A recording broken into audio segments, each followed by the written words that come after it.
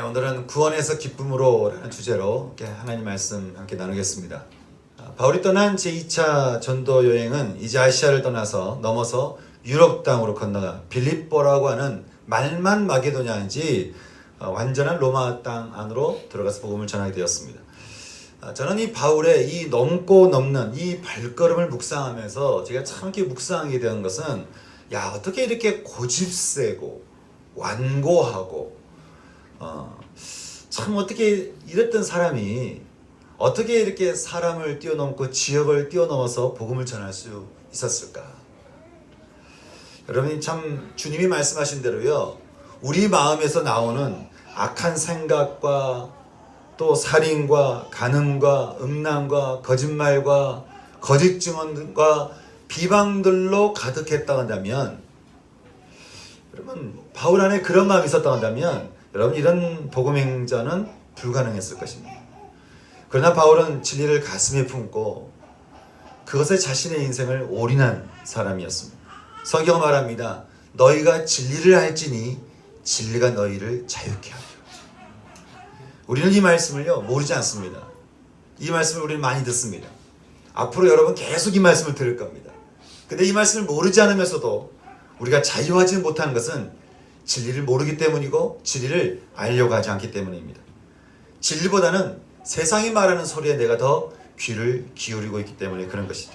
사랑하는 여러분, 저는 바울이 가슴속에 진리를 품고 사람과 사람을 뛰어넘고 지역과 지역을 넘어섰던 것처럼 저는 여러분 역시 진리의 말씀을 매일매일 묵상하고 그 말씀을 가슴에 새기면서 상처를 뛰어넘고 아픔을 뛰어넘어서 그리고 우리 죄성 가득한 삶에서 그렇게 의미 있는 의의 삶을 살아갈 수 있는 그런 저와 여러분의 삶 되기를 소망하는 것이. 아멘. 여러분 우리가 바자회를 하는 것도 동일한 이유입니다.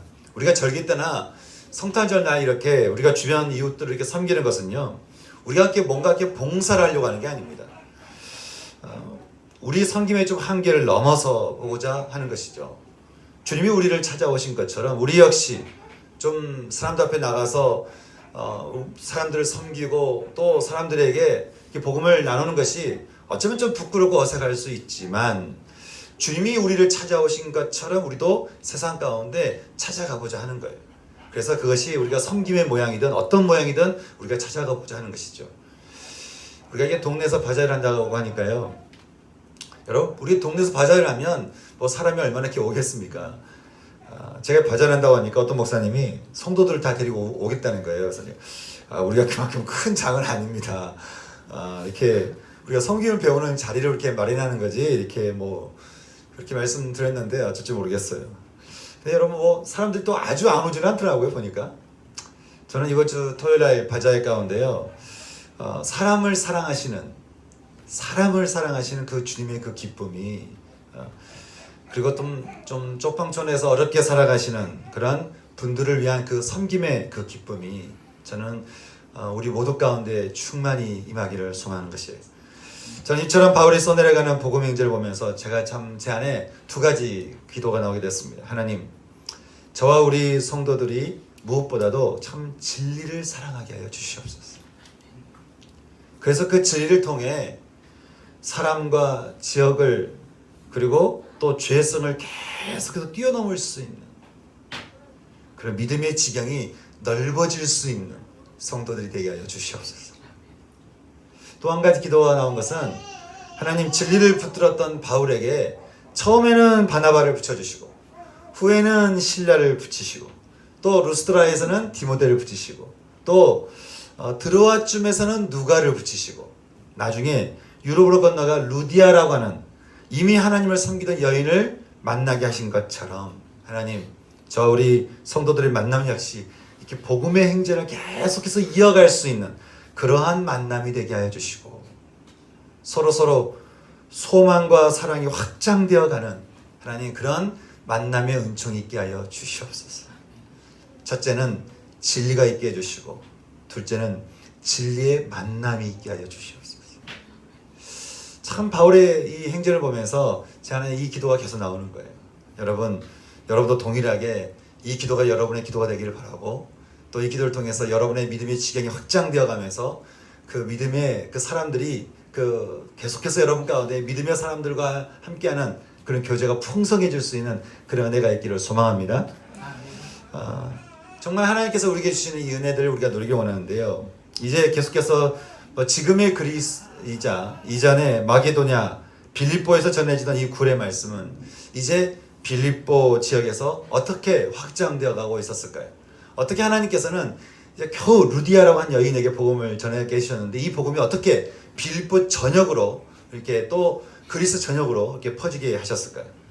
처음 바울이 만났던 루디아는 여러분 말씀드린 대로요. 이미 터키 지역에서 살다 온 사람이었습니다. 그래서 그는 이미 하나님에 대해서 알고 있었던 그런 여인이었죠. 다시 말해서 유럽에 있기는 하지만 다분히 아시아에 머물던 사람이었고요. 바울이 이렇게 기반을 세우기에 참 좋은 그런 사람이었습니다. 그러나 복음은 이제 루디아를 넘어서 빌립보와 마게도니아와 그리스 땅 전역에 이제 전해져야만 되는 것이죠.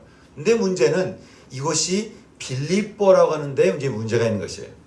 여러분 이 땅은 제가 말씀드린 대로요. 지금의 그리스, 예전에 마게도냐의 땅이었지만 로마 황제가 이것을 통째로 빼앗아서 이 땅을 다 군인들에게 넘겨줘 버린 거예요. 그렇기 때문에 이 빌립보가 말만 이게 빌립보지 그냥 로마인 거예요. 로마 황제가 직접적으로 통치하는 로마였고 바울은 그 로마 한가운데로 지금 들어간 것이죠. 그러니 이곳에서 복음을 전한다라고 하는 것은 쉬운 일은 아니었습니다. 근데 하나님 어떻게 해서 이곳 가운데 이게 복음의 지경을 넓혀 가셨을까요? 그것은 하나님께서 바울에게 또 다른 한 여인을 만나게 하면서부터 시작된 것을 보게 됩니다. 함께 우리가 16절과 17절 말씀 우리 함께 읽어보겠습니다. 시작. 우리가 기도하는 곳에 가다가 점치는 귀신 들린 여종 하나를 만나니 점으로 그들에게 큰 이익을 주는 자. 그가 바울과 우리를 따라와 소리질러 이르되 이 사람들은 지극히 높은 하나님의 종으로서 구원의 길을 너희에게 전하는 자라 하며. 아멘. 성경은 이 여인에 대해서 말하기를 그는 점치는 귀신 들린 여종이었다. 그렇게 말을 해주고 있습니다. 이 말을 좀 언어적으로 풀어보니까 뱀 귀신에 사로잡혀서 복화술로 미래를 점치는 여인이었다는 거예요. 아주 단단히 이게 귀신 들린 여인이었습니다. 그리고 이 귀신 들린 이 여인을 종으로 삼은 여러 주인들이 이 여인을 이용해서 돈벌이를 하고 있었다라고 성경은 우리에게 이야기를 해주고 있습니다. 저는 이 말씀을 보면서 이 여인이 처한 이 상황과 참 이 땅에 우리들이 처한 상황이 참 다르지 않은 것 같다 라고 하는 것을 참 묵상하게 됩니다. 지금도 세상에 살아가는 사람들 중에는 심지어 믿는 사람이라는 사람들조차도 이런 사람들이 얼마나 많은지 모릅니다. 예수 믿는다고 말은 하지만요. 내 가슴 속에서 나를 이끄는 것은 예수가 아니에요. 내가 예수 믿는다고 말은 해요. 근데 내 가슴 속에서 나를 이끌어가는 것은 나의 정욕이고 이생의 자랑이고 교만인 거예요. 그래서 겉은 멀쩡해요.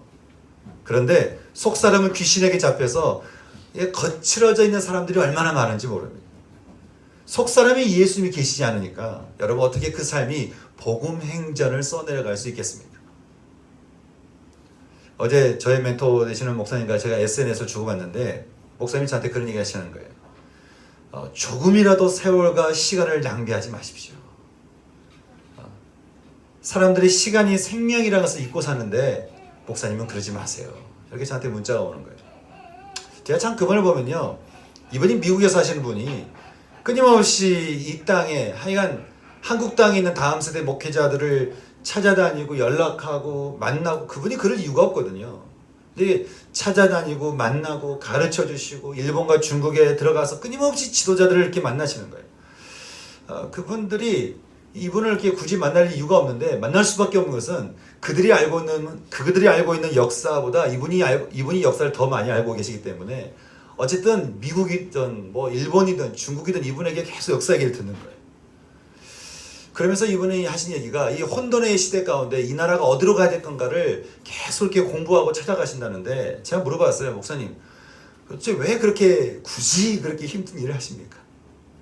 그냥 은퇴하시고 그냥 편안하게 어디 시골 가셔서 사시면 되는데 굳이 찾아다니고 말을 잘 안 듣는 목회자들 성도들 찾아다니고 이 나라 저 나라 찾아다니고 오란데 다 가시고 힘드신데 이렇게 다 다니시고 어떻게 그렇게 하십니까? 그랬더니 그분이 하신 얘기가 그러시는 거예요.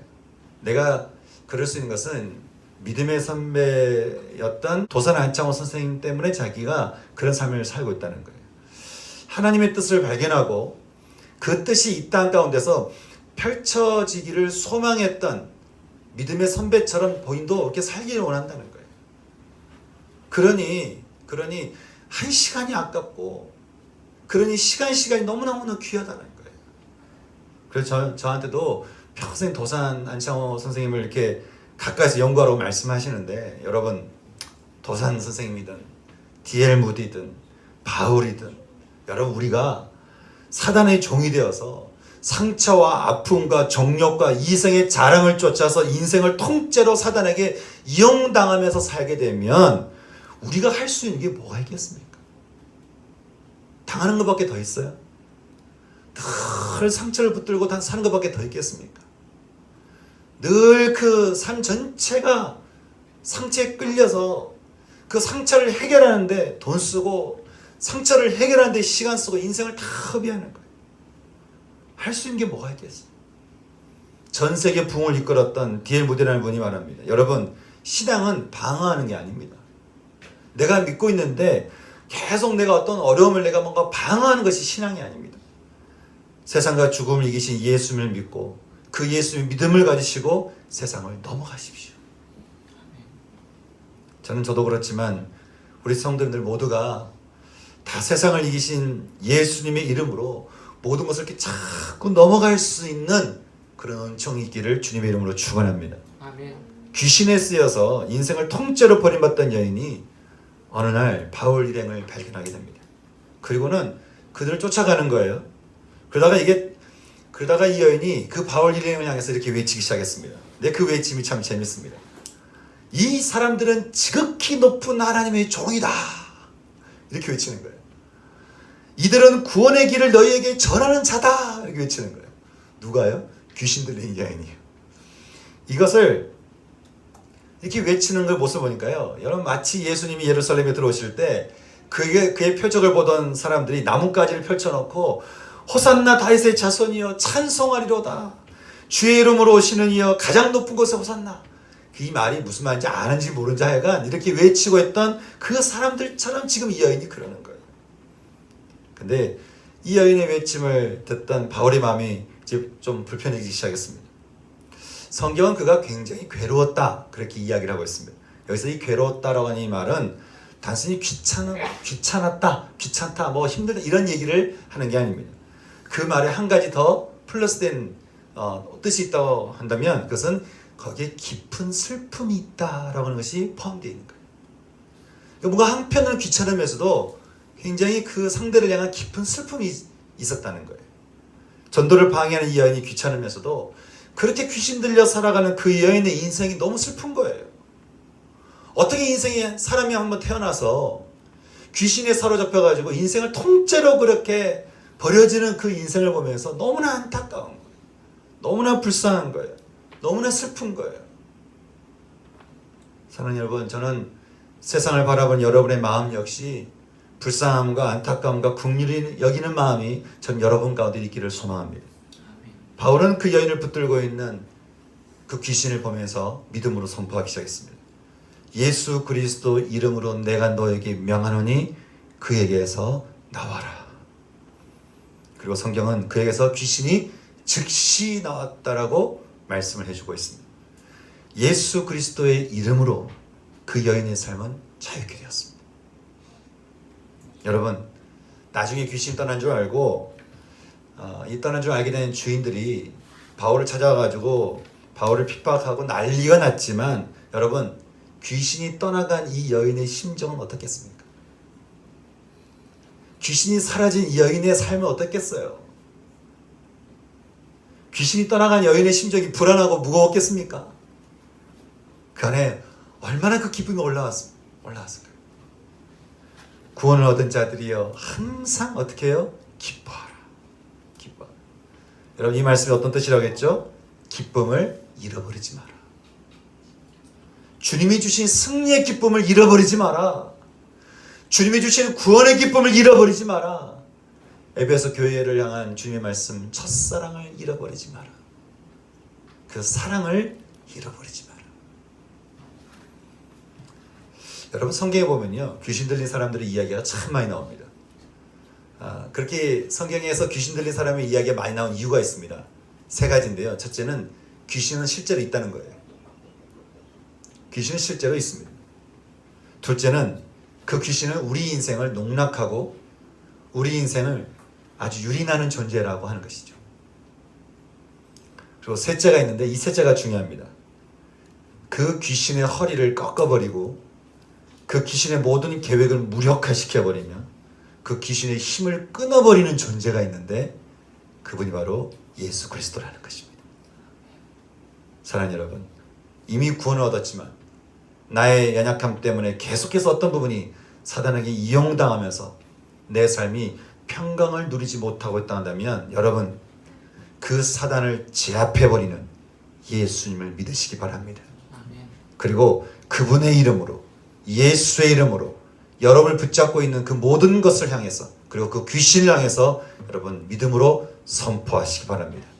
내가 나사렛 예수의 이름으로 명하노니 이 시간 우리를 사로잡고 우리를 이용하는 귀신들에게 내가 명한다. 너는 우리 가운데서 예수의 이름으로 떠나갈지어다. 아멘. 저는 오늘 이 구원의 기쁨으로 초대하시는 주님의 음성에 우리 모두가 다 아멘으로 화답하며 기쁨을 되찾을 수 있는 은혜가 있기를 주님의 이름으로 축원합니다. 아멘. 이제 이곳 가운데 또 하나의 구원의 역사가 일어나게 되는데 그것은 다름 아닌 감옥에서 일어난 간수의 구원이었습니다. 여인에게서 귀신이 떠나가자 여인을 통해 이득을 보던 주인들이 바울 일행을 향해서 몰려들기 시작했습니다. 이제 그들의 돈벌이가 끝났다는 걸 알았기 때문이었습니다. 그들은 바로 바울과 실라를 붙잡아서 장터로 끌고 갑니다. 여기서 멱살을 잡았는지 아니면 몸을 붙들었는지 하여간 바울과 실라를 잡고를 끌고 갔다는 거예요. 질질 끌고 갑니다.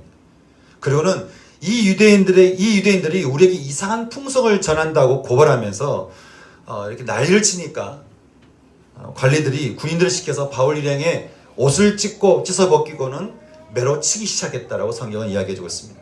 그리고 그들을 감옥에 가둬버립니다. 여러분, 참고로 여기는 로마이자 군인들의 도시라고 했습니다.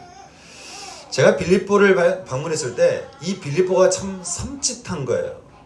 이 빌립보 도시가. 왜냐면 제가 특히 이 빌립보라는 도시의 원형 경기장을 보면서 제가 섬찟했는데요. 모든 로마 도시는 원형 경기장이 있습니다. 그래서 유럽에 가보면 거의 모든 전역에 다 원형 경기장이 있습니다.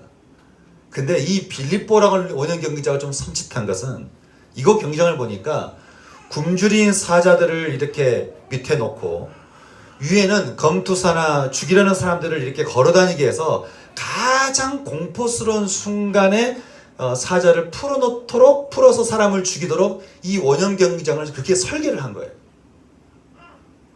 그래서 밑에 있는 사자들이 이렇게 으르렁거리는 소리가 잘 들리게끔 이렇게 만들어놔서 위에 있는 사람들을 공포스럽게 만들도록 이렇게 만들어 놓은 거예요. 군인들의 도시다웠습니다. 그리고 지금 이 도시 군인들이 어떻게 했다고 했죠? 바울과 실라를 매질했다고 하는데 그냥 매질했겠습니까? 엄청나게 아마 괴롭혔을 거예요. 그렇게 매질을 해놓고는 그렇게 감옥에 가둬버리게 됩니다. 아마 그들의 몰골이 말이 아니었을 것 같습니다. 온몸이 아마 피투성이었을 거고 굉장히 상태가 안 좋았을 수 있습니다.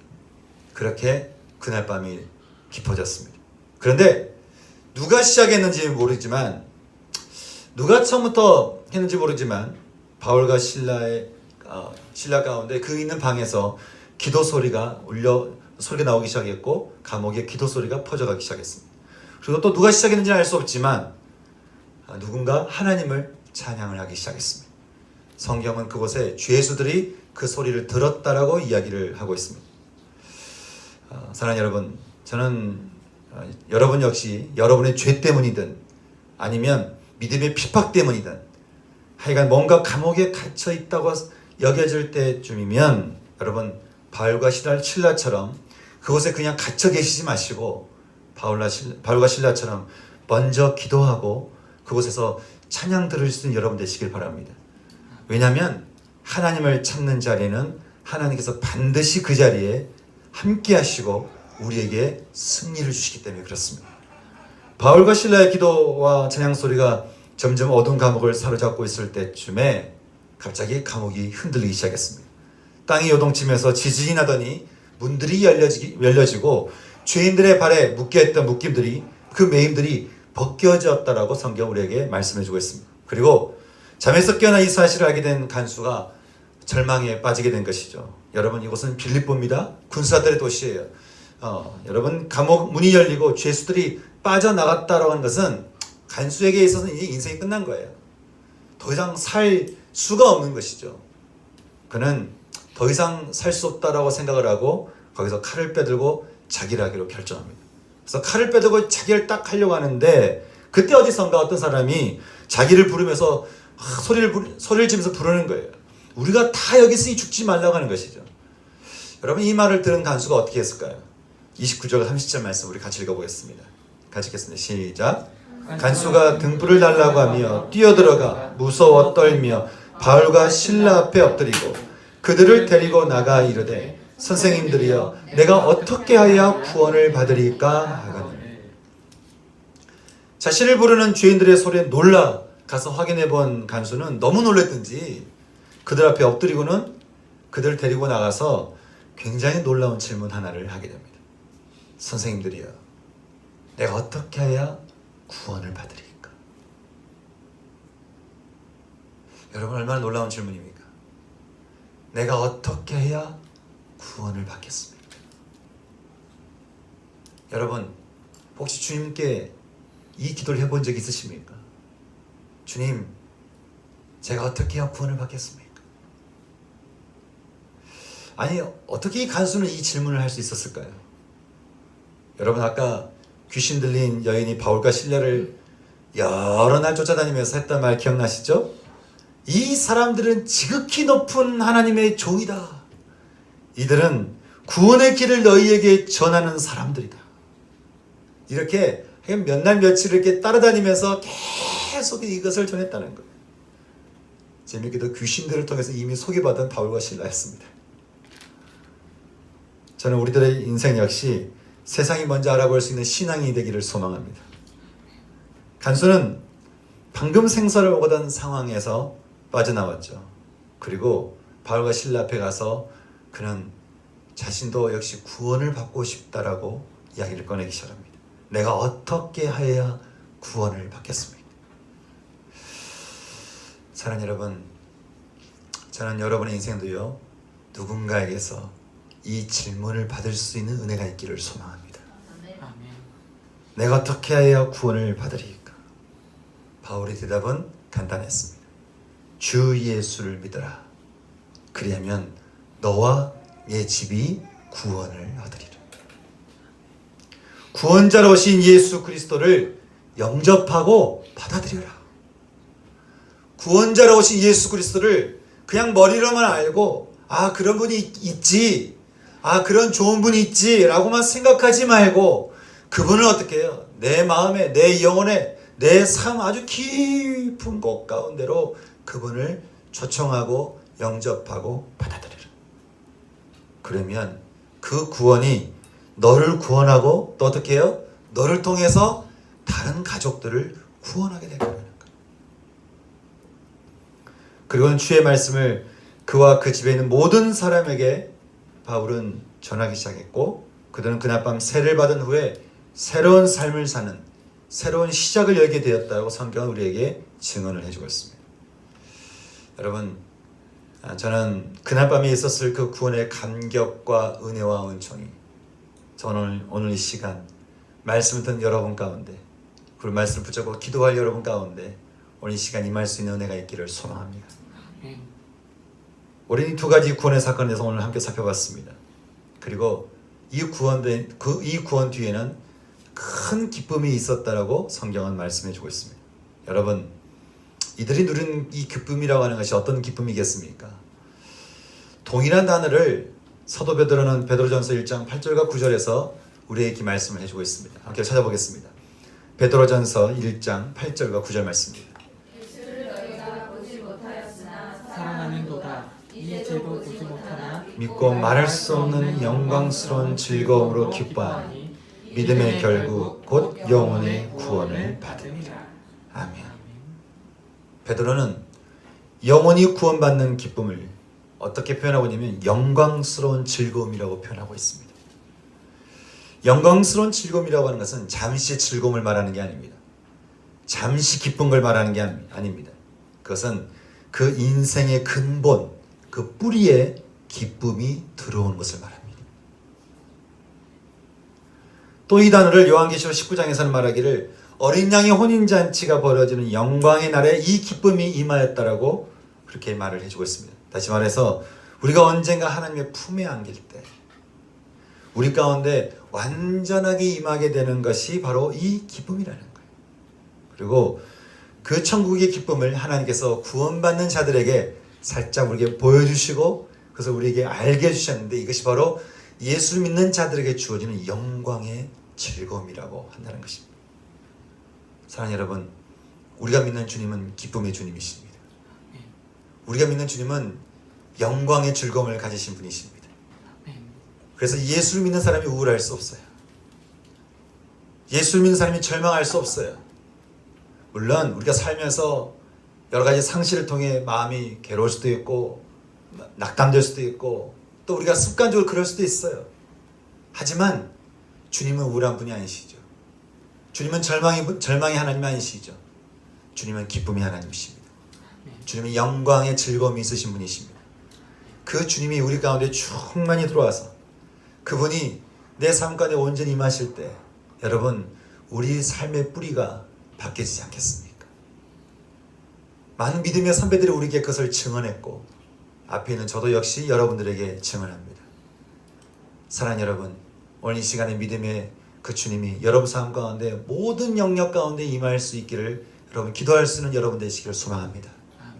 하나님은 귀신 들려 인생을 허비하던 한 여인을 잡고 있던 그 귀신을 그 예수의 이름으로 쫓아내셨습니다.